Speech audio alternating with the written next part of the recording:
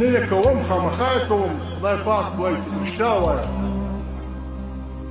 زه په کوڅه کې ناست وم دا اوس سپیکر چې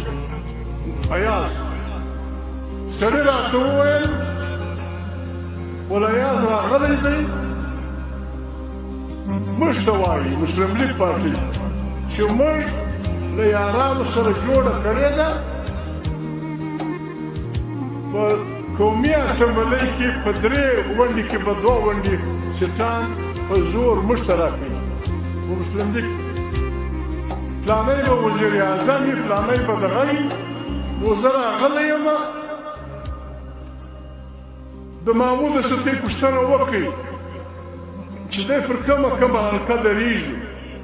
چې ګوادی به هم په دې کې موږ دا مهرباني به وکړو سره دی به هم ممبر سي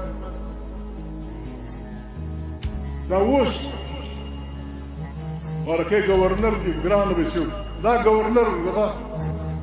دا ته ویل چې په چاونۍ کې فلانی برګیډیر فلانی میجر فلانی کپټن د دې سره به حال کوئ بچ تی درولئ هغه به یې ګټي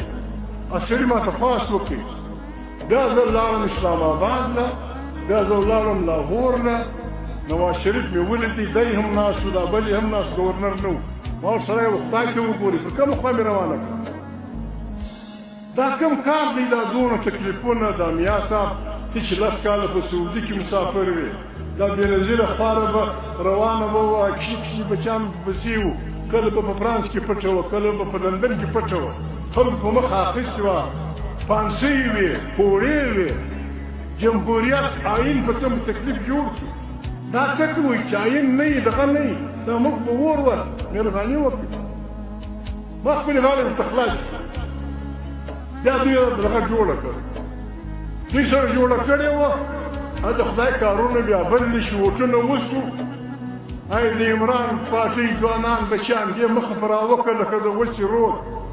به د مور رودونه مودونه د مور بندونه یې ګرد یوړل د دوی ګرد خبره په خاورو ولړل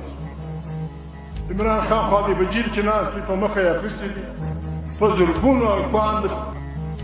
د عمران د پاټۍ په جیلو کې د پښین پر هر هلک پر هره ښځه په درجنو مقدمې ما په دغه کې وویل قومي اسمبلۍ کې ما موږ پښتانه یو مسلمانان هم یو